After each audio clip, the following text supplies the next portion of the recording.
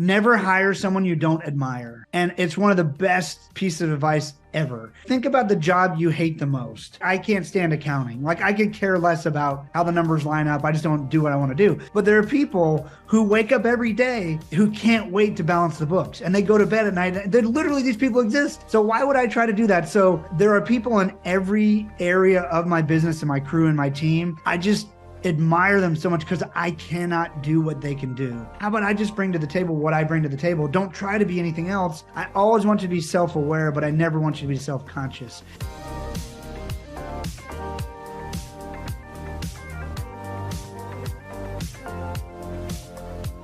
Welcome to another episode of Negotiate Your Best Life. I'm Rebecca Zung, and it is my honor and my pleasure to welcome Nick Nanton to this episode. I'm so excited to have him here. I actually have been interviewed by Nick a couple of times on his show, but I've never had him on mine. And oh my goodness, in reading his bio and getting to know him better and really digging in, and I am so impressed by him. And we actually have a number of friends in common, and I've talked to him a number of times, but I really didn't know the breadth of his resume until I really started digging in. He has been nominated for, I don't even know, 40 something Emmys. He's won like 22, I think, and counting.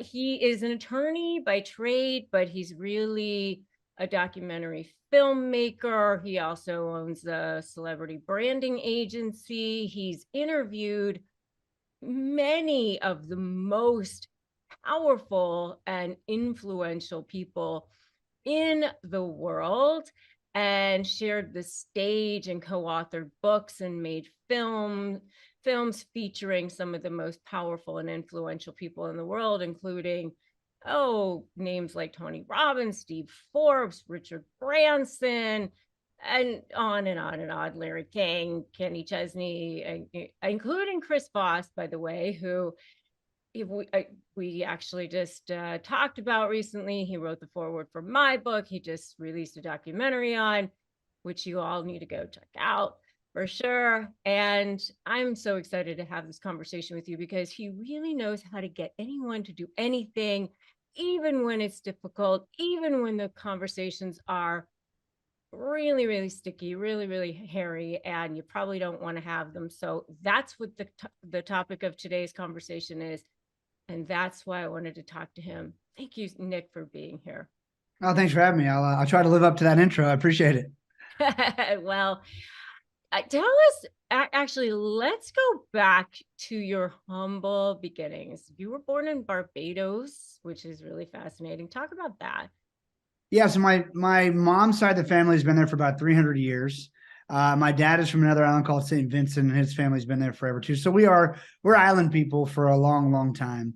My parents, my whole family did pretty well there. But when I was 10 months old, my brother was almost 3. My entire family, a bunch of family, both sets of grandparents, within a year or two of each other, both sets of grandparents, two of my mom's brothers, my family, my cousins, all moved to Central Florida because I don't know exactly from the point of view of everyone else, but from talking to my parents about it quite a bit now, and even just over the weekend recently, they thought that there would be a much broader, better life for me and my brother, and I think the whole family. I think they all had the same sentiment for their kids and for themselves, even though it would be hard at first, but they were getting frustrated with some of the limitations down in the islands.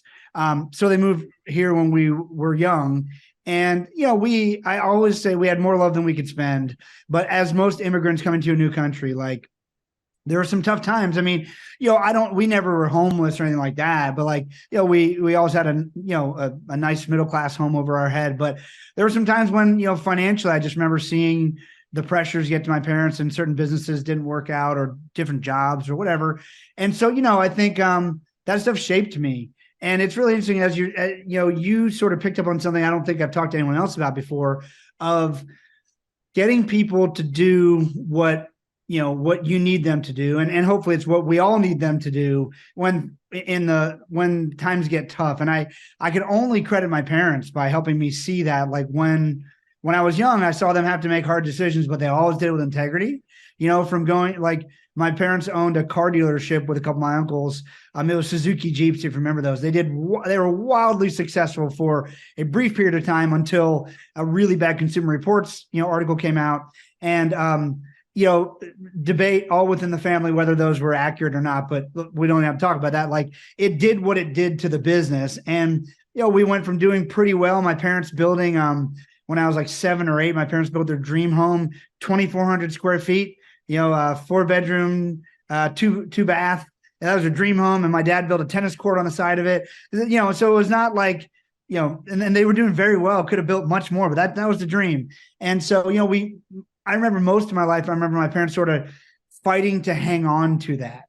And so what I think I really learned the most about that time, because, those are the times in your life when a teacher could say something to you that I guarantee you they won't remember today, but it could really affect the way you perceive yourself, right? So these are very formative years. So I just remember things being tough, but them always being, upbeat and always encouraging me and essentially saying, you can do whatever you want in life, Nick. We just can't do it for you, but we're here to support you. And so I think seeing them make decisions when things got tough probably really influenced me. And then the other side of that, which we could dig into also through stories or whatever, is like, if I wanted something to happen, I had to make it happen. So there wasn't a whole lot of like, I'm going to wait here. Like, I've been a musician and songwriter. I started playing guitar at 6. I now have songs, recorded by Lee Bryce and Darius Rucker, and almost have 3 million plays on Spotify and a few of my songs and whatever. But like, I was a kid in Orlando, Florida, trying to become a songwriter or a singer-songwriter. Like, there was no one, we had no friends in the business, like I had to go figure out, like, what does that even look like to make my way into that business? And then also the last thing I'll say, and I'll shut up, the gift of all of that is when you're healthily, when adversity is delivered to you in life and you have a healthy guide or guides guiding you through it, but there's no other options, like, you learn so much. Like, I learned really quickly at a young age that making money was really easy to do if you just solve someone's problem that they didn't want to deal with, and they were willing, the amount you're asking for was reasonable to them. So like, it opened my door from the time I was 12 or 13 years old to like realizing that that's something that a lot of people struggle with their entire life. They don't understand how someone makes money. Like, that was just out of the bag, like at 12 or 13. So, I started making quite a bit of money at 12 or 13. I think I started a t-shirt printing company at 16, an embroidery company. I made, I think, $60,000-$70,000 my freshman year of college, printing t-shirts for fraternities and sororities and doing golf shirts for car dealerships because they had so much turnover. Like, I just learned a ton. I could never, like, when I got into business really for myself after college, during college and during law school, but I was 10 years ahead of everybody because I just already been doing it. So through adversity, lots of gifts. Yeah, well, you were already an entrepreneur at that point, right?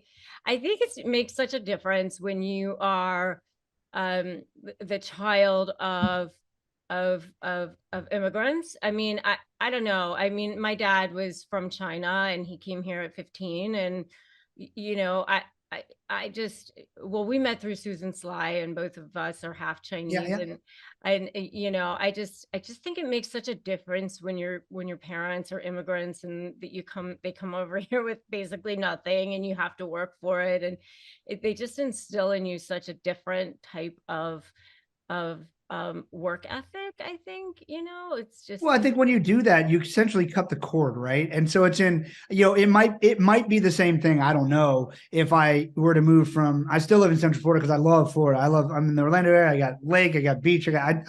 Everyone thinks I live in LA or Nashville, but I love it here. And I'll fight with anybody who doesn't. But anyway, it might be the same thing if I decided to move to California. It's so far away. Like, I think it's a mindset. And it's funny, Dan Sullivan, who I coach with a lot, those of you who don't know, he's the founder of Strategic Coach. He said to me one time, he's like, well, Nick, whether you've thought about it this way or not, your parents' decision to leave the country they were in for a better future for you was an entrepreneurial decision. Yeah. So you got to understand, like, that's essentially, that's how you came into the world. Like, here's the decision. Now we're going to make it work.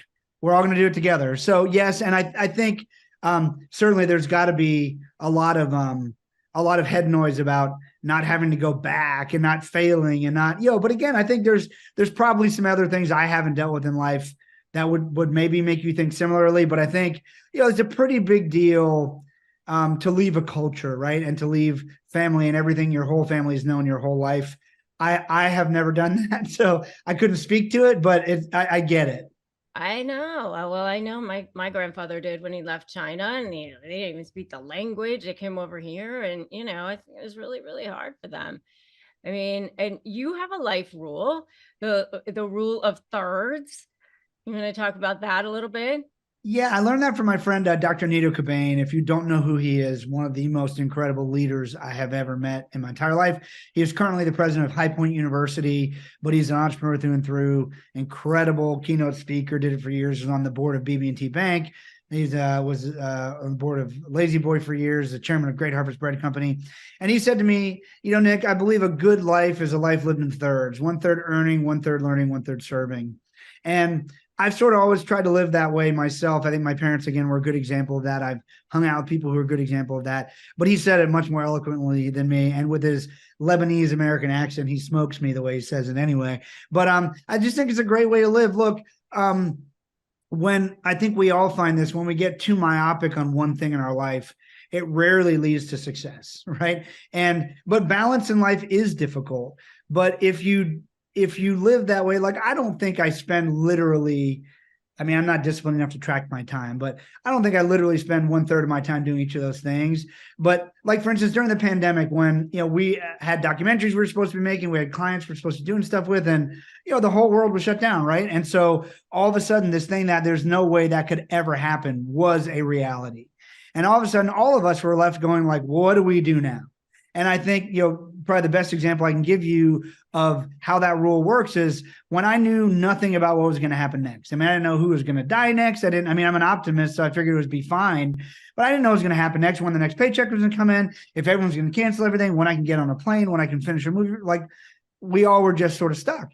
And so I just focused on, what, if I can spend, a little bit of my time every day, earning. So like, what does the future of my earning look like? Like, exploring that and collecting what I can and doing whatever deals I could.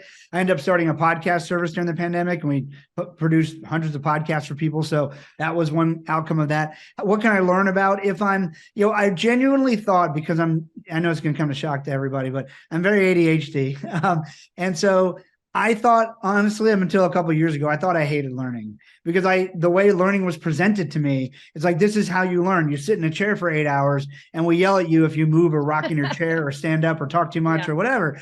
But I realized recently, like, all I do all day, every day is learn. Like, I learn from the most amazing people in the world, whether you know their names or not. I don't ever get delivered somebody for a documentary because they really suck. I always get delivered something like, oh, you got to talk to this person because they're the most incredible ever at what they do. And so learning for me, I found, again, during the pandemic, when things changed, like, I still do. I run pretty much 5 miles a day, and I listen to audiobooks if I'm not running with a friend. And I need to do some more reading, but I sort of shirked it in many years, but I'm getting better at it. But like, when you're learning, and for me, I love listening to biographies and autobiographies, because you hear about someone's life, you hear how they dealt with something, and it gives you a bit more in your tool chest of maybe what to do or what not to do. And for me, it's funny. I was running this morning just thinking about, I'm listening to Dave Grohl from Nirvana, and my favorite. Oh my gosh. Okay, now we're like, I'm listening to his autobiography right now. And it's amazing how really, like, his successes and his failures are really no more than a page in the book. And it's really fascinating to me, like through that process of discovering through his eyes, like, I have discoveries of my own, and I get inspired, and like, it doesn't matter what's going great or bad at my business or whatever. I'm like, oh man, this is inspiring. Like, today is just one page in the book. Let's go. And so learning, to me, like, constantly learning is how you get better. And so, and it's how you stay inspired. I'm convinced of that. The earning doesn't inspire you. The learning does. And then serving, absolutely inspired. I tell everybody, if you don't know what to do next in life at any point, just stop right where you're at and serve people. Like, and again, during the pandemic, some people think, like, I've been all across the world doing different, building houses for people and feeding centers. But like, you don't have to do that. Like during the pandemic, the first thing was like, oh wait, my parents have never had a Zoom before, and we should probably keep them safe. So let me teach them how to Zoom so they can Zoom with me and my brother who lives, in Oregon. And like, so like that's also serving. So to me, it's just a really great framework of like taking stock and having, at least for me, like having my life in some sort of balance and keep me inspired while doing what I need to do also. Yeah, no, I love that. I love that. So, and okay, now you already brought up Dave Grohl and the Foo Fighters, so you're like officially my favorite guest ever. So, all right. So, I mean, I didn't even have time to go through like all the different documentaries that you've made. I don't even know how you've had time in your short life to do all the things that you have done and still have a family. And you have, I think, 3 kids, something like Three kids, that. yeah. And 18, 15, and 11. 2 boys and a 18, girl. Yeah. 18, 15, and 11. And you've made all these different documentaries about all these incredible people. And you have this like celebrity branding agency. You've helped thousands and thousands of people through that. And I think 3,000. They just told me it's over 4,000 now, but I have super simple answers to this if you want to break it down, because I think maybe it will help people. Like, from me coming up in the music business and learning as a kid, like, and bumping, like we all do, bumping my head at different places, I was forced to become, when I had ideas as a kid or as an adult, like I had this conversation with someone who works for me the other day. I said, you have great ideas. Just the thing you have to realize, the biggest difference between me and you is I've had to monetize my ideas. You haven't.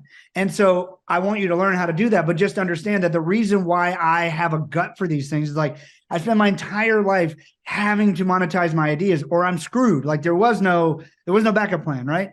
And so, still the case. And so like for me, I became very self-aware. I was interviewing actually World Series of Poker champion Daniel Negreanu a few years back. And those of you who are poker fans will probably know who he is. Pretty colorful poker player. And Daniel has a great story. He dropped out of high school to play poker. Now imagine that conversation with your parents. Like, I'm going to drop out of high school to play poker professionally. And that was even before it was like really televised and all this stuff. So I said, Daniel, what do you think is the most important skill to be great at poker? And he thought about it for like 5 or 10 seconds. Like, he's thoughtful about it. Nick, I think it's probably self-awareness. I go, Daniel, I would maybe guess maybe that's the most important skill in everything in life. He goes, yeah, you're probably right. But so I had to become very self-aware about what I was good at and what I wasn't good at. For instance, if I would, due to my ADHD and I can only focus on something for a short amount of time.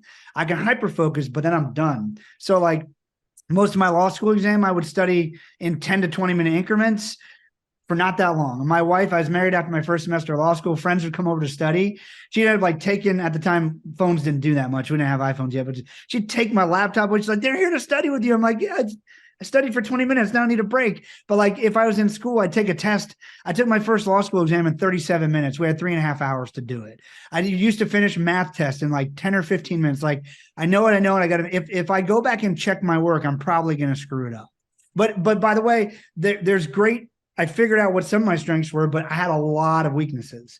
And so as I got deeper into music and other things, I realized like, okay, so I can play guitar pretty well. I can hold my own singing, but like, no one's probably going to pay to come to an arena for me to sing to them. So like, I should probably find people who are really good at that. I started managing it. Like, I just started realizing where my skill set lay, and then what I needed to do to build a team around me that was better than me. And so now, like, to the developed side of that, there's like a couple of rules I have. Number one, about 10 years ago, my wife reminded me that she didn't sign up to do this alone. And I wasn't traveling that much, but I was getting more in demand as a speaker, as a filmmaker, all these things. And so we decided together that I wouldn't travel more than 7 nights a month. And if I missed dinner, that's half a night. And so it was a way that I could manage. It was a way that I had to make the best decisions. It forced me to make great decisions. Like, do you want to fly to this thing because it sounds like fun? Or do you want to fly to this thing because you should really be there and it's going to help bring in revenue for the business or whatever? And so that, like, putting guardrails on for me that we agreed on together is super helpful. I've had to break it here and there, but we have a conversation, and certainly COVID threw things into whatever for a while. But so it's that. And then also, through studying with actually Dan Sullivan, I mentioned him already, Dan has this concept of unique ability, and unique ability is a really cool entrepreneurial concept that if you woke up every day for the rest of your life and only could do one thing, but not only could you only do that one thing, you never wanted to stop doing that thing. Like you would never want to retire from that thing. You would just want to do more of it, and you'd provide more value to the world, and you'd be more fulfilled every day. Like, what is that thing? And that's like it's a really intense thing to think about. Like, oh, one thing that's like, if I could only listen to one song the rest of my life, would like, oh my God. But the only way to do it is to start taking away some of these things that you don't like doing, the things that you hate. And so over time, coaching with Dan, I figured out my unique ability, which will sort of help inform that entire question. And my productivity is, number one, there's guardrails. Number two, there's self-awareness. Number three, all I do, I mean, 95%, and it's a journey, right? Trying to get better at it. 95% of what I do professionally, and I would say personally too, by the way, is having meaningful conversations that lead to produced outcomes. That's like literally, that's it. So if I'm going to make a documentary, the very first thing, like we had a planning call with a group. We're doing a documentary down in Bolivia on this woman who was rescued from, human trafficking situation. And, I've done a lot of work in that space, but like we had a call about it with my writer, and my writer is going to write it. I'm not going to write it. If you asked me, instead of coming on your podcast, you said, hey, would you write a special report or a book for my audience? Well, I'd have to believe it was a valuable idea, that it would be worth the time. But if I was going to do it, I would have a meaningful conversation with a ghostwriter, and they would produce the outcome I want. So whether I'm having meaningful conversations on Zoom, whether they're planning meetings, whether they're meetings for my agency, whether they are in front of the camera as a host on my Amazon show or in my podcast, whether it's behind the camera in my documentaries, that's all I do. So I literally stay out of the way. I couldn't tell you, I don't want to tell you how to edit a documentary. Wouldn't want to tell you how to color a documentary, how to pick, like, I just stay in my lane, and I'm really fulfilled by it. And then I use another principle that I learned from a book called The Bezos Letters. It's a friend of mine, Steve Anderson, dissected, I think, the first 27 years, I think, of Jeff Bezos's shareholder letters into principles. And it came out to like 13 principles, something like that he runs a business by. And one of them is never hire someone you don't admire. And it's one of the best pieces of advice ever. Like, even if you think about the job you hate the most, like, I don't know, I can't stand accounting. Like, I could care less about how the numbers line up. I just don't do what I want to do. But there are people who wake up every day who can't wait to balance the books, and they go to bed at night. They're literally, these people exist. Like, so why would I try to do that? So there are people in every area of my business and my crew and my team. I just admire them so much because I cannot do what they can do. So I never had this problem with control, like trying to control everything. I just realized from the time I started making records on a 4-track in my bedroom at 13, 14, 15, I found out how hard things were that you're not really, really good at. And as I've bumped my head along the way in music, and I found my path in music, which is the hardest thing I've ever done, it's because I learned from filmmaking and from music, like, oh, how about I just bring to the table what I bring to the table? Don't try to be anything else. And funny enough, even in an industry like music, my skill set, my buddies who have countless #1 Billboard hits, they love doing projects with me because no one else is out there trying to string together Rudy's life story or Larry King's life story and say, hey, you want to be a part of this? They're like, hell yes, I want to be part. That's awesome. So like, we all play this part in our own lives, but we get so self-conscious about it. I always try to instill in my kids, I want you to do one thing. I always want you to be self-aware, but I never want you to be self-conscious. And it's really interesting. It's like a dividing line between that, that skill that you don't want to cross over into the dark side. There's sort of a shadow side and a light side. And so anyway, those are a couple of the rules I live by that I think have helped me to reach some of that success. Yeah, for sure. Which obviously you've reached a lot of success in a lot of different areas, and being self-aware is an amazing skill, which a lot of people don't have, especially narcissists, obviously. But Yes. One of the themes that I noticed in going through and really studying you and really studying your life and learning about you is, obviously you've been able to open a lot of doors, especially with really, really influential people, and getting them to do things. I mean, you've been able to interview and share the stage with some of the most incredible people, and really at kind of a relatively young age. You're still in your 40s now, I think, right? Yeah, 43. And Yeah. you're 43 years old, which is still pretty young. You've been uh nominated for 40 something Emmys, right? Am I Yeah. correct in that? And Yeah. you've won 43, I think. I don't, yeah. 43 years old and 43 Emmys that you've been nominated for, and you've won 22, I think. Am I Yeah. correct in that? Yeah. So far, 22. yeah, that's the count. Yeah, I mean that's pretty incredible. Thank you. I mean, that's hats off to you. Amazing, Thank you. amazing, amazing. And you served 4,000 people in your branding agency, and on and on and on. So only 43 years old. That's incredible. So you've opened a lot of doors, and you've either interviewed or shared the stage, or done documentaries on some of the most incredible people in the world. So how have you been able to persuade these people? How have you gotten these doors open? I mean, you've obviously had to have difficult conversations. I mean, you've probably had doors slammed in your face. You probably had people like hang up on you, or just said no, or just ghosted you completely, Yes. or just said, who the hell are you? Right? I've had So a lot of that. I've been insulted. There's been many things. I think I'm going to try to give an answer that's not just an aw shucks, because that won't help anybody. But I think a couple things.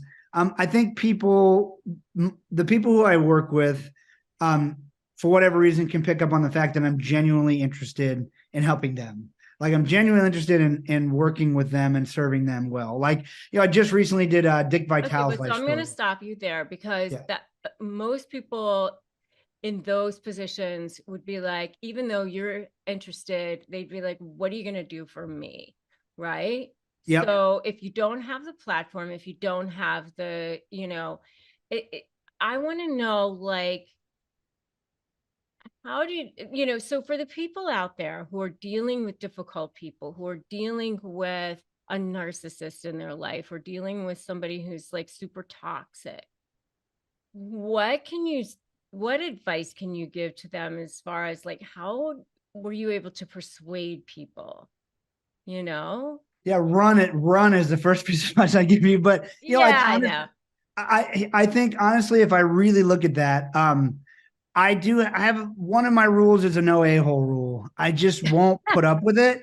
And I genuinely think that served me really well. And I probably learned that in music. I think I've learned that if I know who I am and I want to help you, if you don't want my help, why would I do this? Now, there have been times when with Dick Vitale, it took me like a year or two to get the deal done. I'm doing a big deal right now that, I had to show up a few times and prove the fact that I wasn't just here to take. Because, look, people who are at the top of their game, let's just supply and demand is really the issue for the most part. It's I don't care how much you want to help, I don't know, Taylor Swift right now. She's on a world tour. She's going from city to city. She's trying to live some semblance of whatever a normal life is for her, while she can't even go out in public.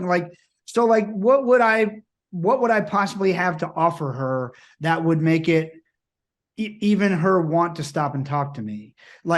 I approach things from that point of view. I approach things from, our friend Chris, an empathetic point of view. Why would this person even engage with me? What can I bring to the table? Or how should I engage with this person? I'm doing a thing coming up. There's a particular person at I'm filming a documentary on a veterans organization this weekend. They've got a big golf tournament. They've got a ton of celebrities there. And there's a guy there who I would love to tell a story. He is absolutely blown up. It's seemingly out of nowhere recently, but I've watched it. And he's one of the biggest stars right now. And I was thinking, if I get the shot, what would I say to him to try to get him to engage with me for between golf holes? If I see him, to get him to, we have a couple mutual friends, but to get him to engage with me, that dude, that was interesting. What that dude just said to me was insightful. I'd be willing to have that conversation. I had a conversation with with Elizabeth Smart at the event you and I were at, when Randy Garn hosted our thing. Yeah. Elizabeth obviously has a crazy story of being abducted and abused, and I just said to her, I said, man, your story is obviously fascinated, and I know the world has taken so much from you. Like, if there's I don't know if you need anything, but if you need anything at all on the storytelling side, just give me a call. And so she may or may not ever give me a call, and that's okay. But I literally just try to leave her with a moment of hey, I'm not someone who's here to take from you. I'm here to add if I can be helpful. And if I can't, no worries. And genuinely, that tends to bring the right people into my world. When I do, obviously some of the right people come along with the wrong type of people. And sometimes right people under stress can become difficult people and other things like that. Man, the way I always try to diffuse situations in those sort of situations and to proceed is hey, first of all, I don't something's changed, or something's going on with you. Is it something I've done, or can I help? I had a friend tell me a long time ago, if you tell someone your big dream and that the first thing out of their mouth is, how can I help? Isn't that, then you should probably not share your dreams with that person anymore. They can be your friend maybe, but don't share your dreams. So I try to approach it from just, I think, a very, I guess, an empathetic point of view. If you're responding this way, what are you dealing with? What's going on? And so, and then I always try to get people, I always try to make people happy.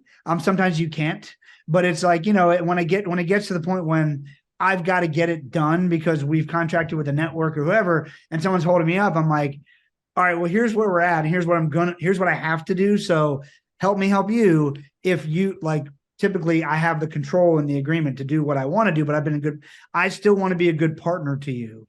Maybe you'll walk away from this saying I wasn't, but in order for me to be a good partner to you, knowing we have to deliver and finish this by this time, what would make you the happiest? What would be, and let me see what I can do. And again, I think that's sort of that leadership conversation I was talking about with my parents. They would have open and hard conversations when sometimes there's no great answer, but at least we're communicating about it so that you don't give room for all these monsters to get in people's heads. Oh, Nick's not calling me. He must be trying to screw me like that. A lot of times it's baggage they bring from beforehand. And when you show up and have the hard conversations, I found that most people are sort of blown away that you're willing, because most other people ghost them or do whatever else. I'm like, all right. And then I'll send now the no-oriented email, the Chris Voss thing, hey,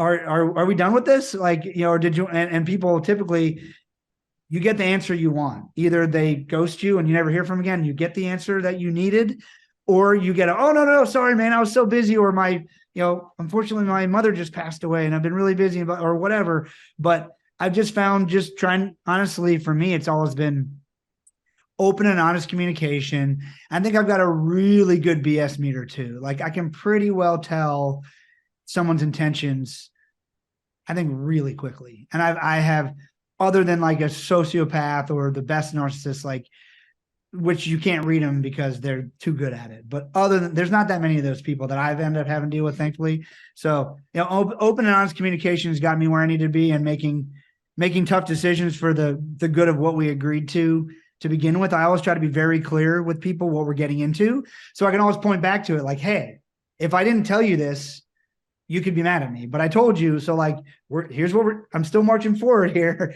How would it make you happier if I were to what would make you happier as I do this? Because I'm going to do it anyway. So. Yeah, for sure. And I mean, so you've heard Maya Angelou's saying, when people show you who they are, believe them the first time, right? Have you lived by that principle? Yeah, I've tried to, but I also try to give people the benefit of the doubt. The thing I'm learning right now, actually, which is really fascinating. So something my pastor said in my church, my faith drives a lot of what I do and how I do it too, right? Which is, there's a lot in there. But in any event, he quoted somebody else, I don't know who it was, but it's a brilliant quote. He said, "You're never more dangerous than when you're right and you know it." And so when someone really screws you over and you're right, and that someone lied to you, that is when you are dangerous, because you want vengeance. You want I'm going to crush them. But I've really found the more I've tried to manage myself in those situations or in other hard situations, is that I've really found that most people have never been taught the things that I've been taught for some reason. Like a lot of people never learned how to be a good leader. A lot of people never taught how to look at a situation from multiple angles. Multiple people were never taught how to brainstorm through a difficult thing and try to find a win-win. Like I've just now come to the point, like, let me, before I write you off, let me ask you the hard questions to figure out, like, could I serve you better? Like, hey, I had a hard conversation with, how do I not give way to this person? Someone in my life through my kids' school that I didn't particularly respect the way they were handling things, but I wasn't going to get rid of them. Like I just was not, that wasn't going to happen. Like, so I decided, you know what, I'm going to do the hard thing, sit down with them and just say, hey, can we talk? Because I don't think your motivation is to make people's lives difficult, but I'm not sure that how what you're doing is coming across. And, maybe I could help you. Let's talk, like, it seems like you're having challenges right now with it. So like, why don't you share those with me? And maybe I've never been in your position, but I have had the blessing of like learning from at least 50 of the best experts in the world, if not more. So I might have a perspective that might be helpful to you. And turns out, the person like opened up about like how much they were struggling with not knowing what to do next because they weren't really getting much good leadership from above. And so it really reinforced the fact, like, man, before I assume somebody's who I think they are, let me ask a few more questions to make sure that they just aren't lost, because sadly so many people are, and you just don't know it. Wow, that is so powerful that you did that. It was tough. The easier thing was just to complain to everybody because everyone else complained. I was like, this is going to be, and I prayed a lot about what I was going to say because I knew I was right in a lot of ways because of experiences I had personally witnessed and other things. But I just, at the end of the day, honestly, it was 50% desperation, 50% inspiration. Like I knew that if I couldn't get through, it's going to be a much, and hey, we'll see how the adaptation happens, and if it happens, or if it was just lip service. But at least I gave them the opportunity to try to, I tried to understand them a little bit better, because we all pass judgment on everybody all the time. Like part of the reason we're still alive, like we know not to go down that dark alley or not to walk on that, like whatever, like our body tells us things. But I just found a lot of people, even in really high up positions, you would think that someone, in order to get to that position, would have had to have learned about these basics that about, and they don't. Like more than 50% of the time they're clueless, and they're like so thankful for somebody being willing to help them, and their behavior is just a fight or flight mechanism, is what I found. And what happened after that? So that was about a month ago. So we'll see. So they reached back out and said, hey, I'm working through some of the things we discussed. I got some ideas. Would you be willing to meet with me again? I said, of course. I'm here. I'm happy. I'm happy to meet with anyone, as long as I can make it work on my family and shoot schedule. I'll always carve out time for anybody who wants help. If someone comes to me thinking that I owe them something, it's a very different reception.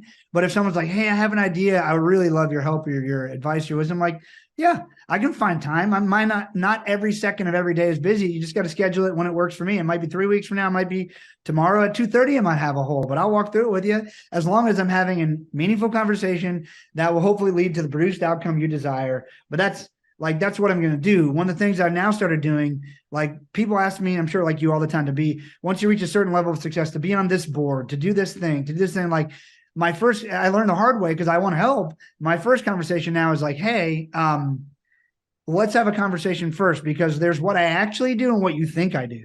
And let's just make sure that what I actually do is what you need. Because what I actually don't do is be willing to show up once a quarter at the same time on the same date for a luncheon for 90 minutes with 5 other board members. Like my schedule doesn't allow that. But if you want my assistance or my advice, we can book it in on my schedule, no problem. But that's been a really helpful conversation too, of like, it's really funny what people, you could say it as a lawyer. Look, I went to law school. I'd never spent literally 1 second of my life in a lawyer's office. I didn't even know what lawyers did. And I bet you most people are the same way when they go to study finance or nursing, or they probably never spend a day in a doctor's office or in a, like, whatever. And so I think it's really helpful if we just approach things that way and say, you know what? before we begin, let's discuss what you think I do and what I actually do. And I found it to be super helpful. Oh, yeah. Well, the thing that people want me to do nowadays is teach them how to grow their YouTube channel. Yeah, And that's become the whole thing for me. I like, to the point that I feel like I should develop a course on it and like just point them to that at this point. But that's another whole thing. probably. You probably should. but that's not what I do, for a living. So, I get it. yeah. So, I mean, this is so helpful. I mean, I really feel like the theme of your life has really been how to persuade anyone to do anything, even though that's not what you really do. But that is really sort of the theme of your life in a lot of ways. I mean, since you were in high school, probably. Yeah, I mean, yes, I have had to look. I'm sure we've all had to persuade a lot of people a lot of things, but in order for I definitely had dreams and visions and goals of what I wanted to accomplish, as well as things I did not want to be beholden to. And so I found how to be persuasive and to convince people. Look, you learn the hard way too. Like you learn, like one side of that's manipulative if you let it become that, and one side of that is serving. And so how do you keep yourself honest so that if I'm going to convince you of something, it's for both of our own good? And that's just, to me. And again, I've had great examples in my life. This is being a good leader. Like, even if it's Oh, not a yeah. decision you like I think this is best for us. Like, as a boss, sometimes you got to let people go. Something like I realize it's going to be emotional, but I want to treat you with dignity, and me too. And I really think this is for the best. And I really hope that, when the emotion wears off, like a year or two from now, you'll be like, man, I had a great experience with Nick, and I still count him a friend, So if you approach life that way, it seems to work. And then you do have some toxic people that you just have to just pretend they don't exist. Aha, that's a beautiful way to end it. And honestly, the reason why you are successful is because it is all built on integrity. And without integrity, nothing works. And that is why you are so successful, and why it will continue to grow and be amazing. So, Well, thank you. one of the things I didn't even have time to touch on is the fact that you only really do things that you're super passionate about, and you haven't compromised your integrity. And in really diving in and looking at all the things that you've done, you don't compromise your integrity. You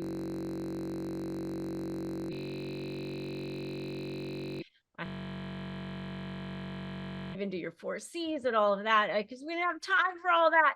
All But good. go follow Nick and check out all his stuff. It's really amazing. He is such a brilliant and fascinating guy. So where can people find out more about you, what you do, and all your stuff? Well, thank you so much. I was honored to be on the show. I appreciate it. You can find me at Nick Nanton. If you spell my name right, you can find me pretty much everywhere online, socials and everything else, nicknanton.com. And if I can be of help, reach out. All right. Thank you. So go follow him and check out all his stuff. And I'll have everything in the show notes for you. And really a pleasure to talk with you. So thanks for being on the show. Thanks for having me.